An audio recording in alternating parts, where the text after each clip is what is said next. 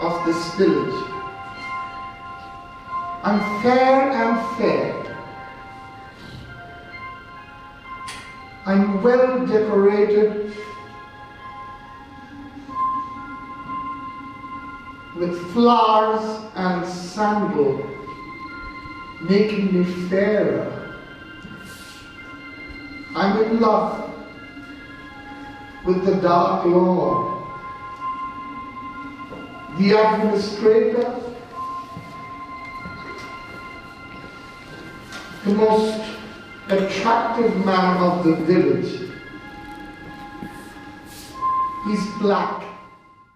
Hi, my name is Sandra Chatterjee, and I would like to start by thanking Shivaangee and Mandeep to invite me to be part of this conversation. Let me take a few moments to introduce myself. I am a choreographer, dancer, and scholar of dance and culture and performance studies. I've been sort of pursuing dance and scholarship in parallel for a couple of decades now. I'm based currently primarily in Germany, but I divide my time between Germany, India, and Austria. So my practice sort of spans different geographic and cultural contexts, and I also lived in the US for quite a while, so that context also plays a role to some extent. Initially, I'm trained in Kuchipudi and also Bharatanatyam. Specifically during college, I also did some training in ballet, in modern and postmodern dance forms, later in contemporary dance, contemporary European dance in specific. And I've had the opportunity to study Odissi relatively late in my life as a dancer, but I've always loved the form, so I'm very grateful for that. And another forms that have had a great impact on me have been Polynesian dance forms, which I studied and danced specifically again during my time in college, which was at the University of Hawaii in Honolulu. And I really, really love different Latin American dance forms, which I practice relatively regularly, but they don't necessarily make it directly. I don't make it onto stage with them directly, but they really emphasize or influence how I move and how I think about dance and moving as a more social encounter, a physical encounter.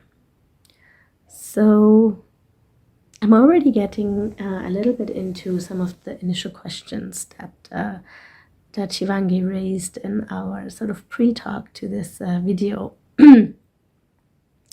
And with this concerns kind of my practice of Indian dance and the structures it interacts with. My impulse to start creating contemporary choreography has been a source of, the impulse was really a feeling of discomfort. And a discomfort not necessarily with the classical forms as such that I'm practicing, but specifically in Europe and in the US with the way they've been received.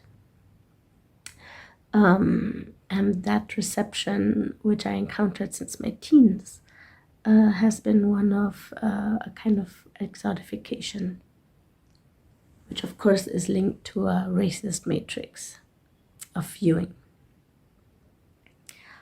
And an exotifying gaze, a kind of sense of objectification, a sense of not necessarily being witnessed or received as a person dancing who has her own standpoint, her own interpretations, her own negotiations with the form, which of course reflect themselves in the performance, in the here and now, but to be received as a kind of representation and a representation specifically of more of a fantasy of India or of ancient India, of a temple dancer. So, and the initial impulse that I think in some way, shape, or form still follows me has been with breaking that gaze. And I think that that gaze is very specific in quote unquote the West, but it's also kind of inherited.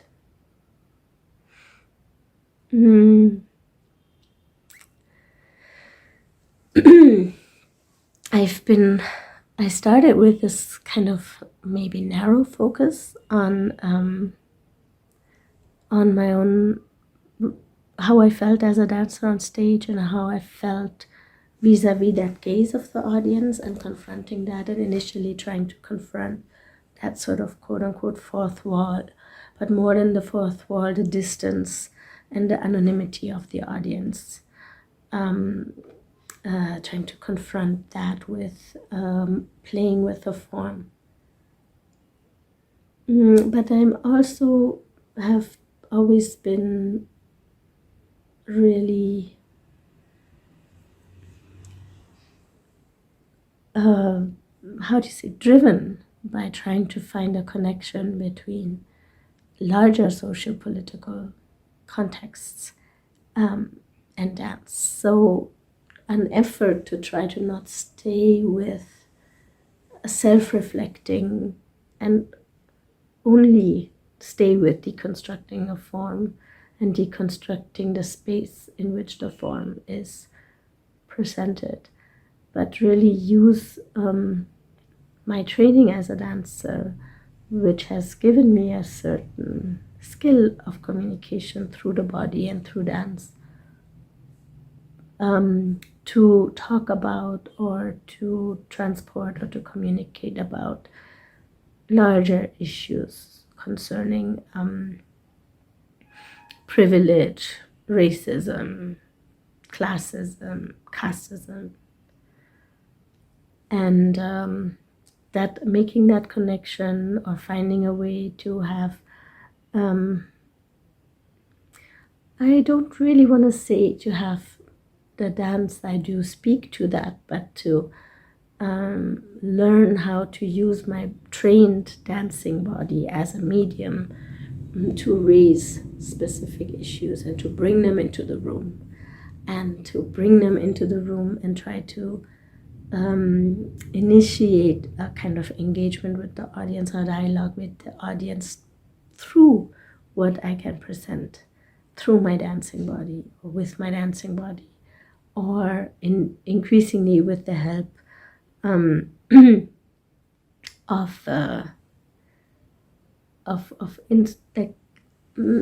yes, stage design, but more in an installation way, and really invite the audience to discover, to engage with, to read, to write.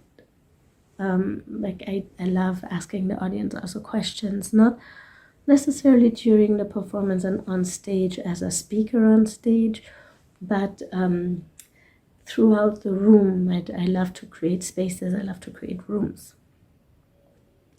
which the audience can enter even pre-performance or stay in post-performance, and where there are things to sort of read and discover and respond to. So I'm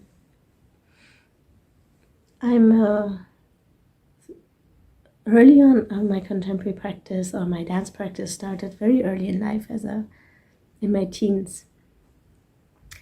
And so at that time, like I think the way I still grapple with the same questions, but like the range has really expanded, not just in how I grapple with it, but also what I grapple with. And I got increasingly, obviously, kind of grounded in cultural, political discourses of addressing, critiquing, resisting. Though for me, somehow dialogue has always remained a central trope.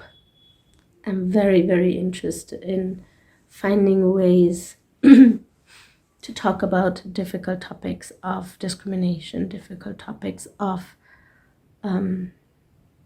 racism, classism, to also obviously engage, to confront my own privileges as a dancer, because I do think that, particularly in my context, how I dance or where I learned to dance, it's a tremendously privileged context. To have the chance to learn classical Indian dance in the first place is a huge privilege. It's very expensive. It takes a lot of space. It takes a lot of resources. It takes a lot of money. It takes a lot of time. Time is a very, very, very important aspect of privilege that I think we underestimate, or we like to forget about. Like having the time to train, to practice, is a huge privilege in our context. Growing up in Germany, in the US, living in the US.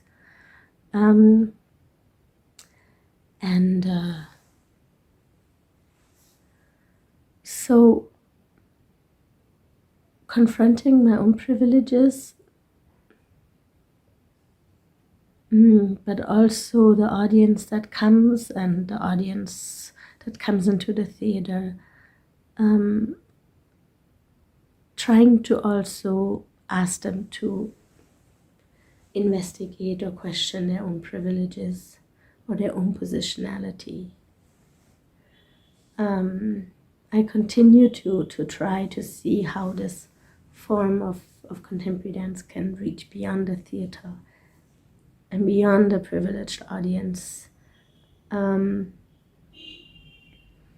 which I feel like is more, I'm personally better able to do that through sort of practice, through teaching, through workshops, through inviting people who love to dance to come and dance. But not so much with the contemporary kind of, maybe a little bit more, to the specific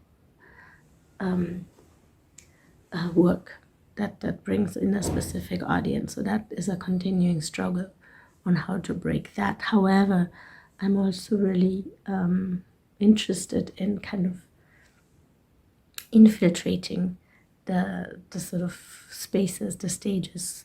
Specifically, right now I'm working mostly in Germany with this work on smell, with things that you don't usually find in those contemporary dance theaters.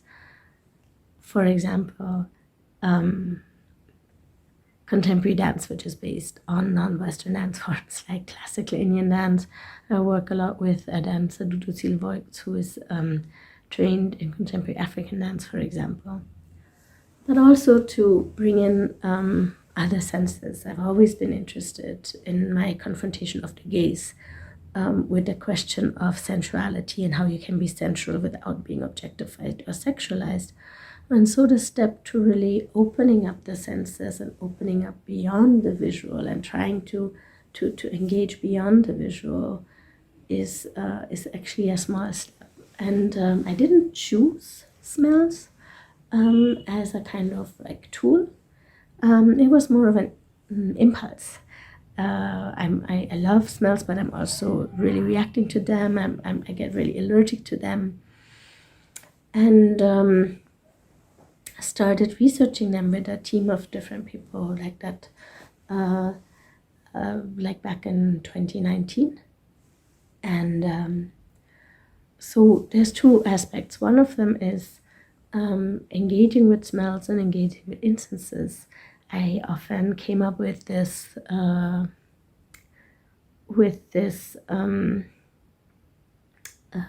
came across this saying to listen to a smell.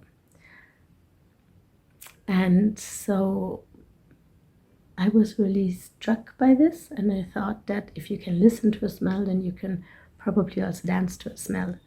So with a team of dancers trained in contemporary African dance like Dudu, and then hip hop and ballet and contemporary dance like Zizat Sagisi, or contemporary dance like Jaskaran Singh Anand, I've been really experimenting with trying to find out a way to listen to a smell and move to it. But I found also that just to show that on stage doesn't make, even though it gives us really interesting insights in how smells behave more than anything, because the movement gives them a spatial dimension, which goes beyond the smelling, and you can, after a while and after really engaging and learning how to work with it and learning how to perceive it, you can see how different smells transform into different movements, and they can bring different movement languages together in a space and hold them together kind of invisibly, by being in response to the same smell. But it's not something that's very obvious to the audience. So I started to include like little warm-ups or workshops, asking the audience themselves to really try to find a movement to a smell, to really try to enter that process, and then to be able to receive movement on a different level.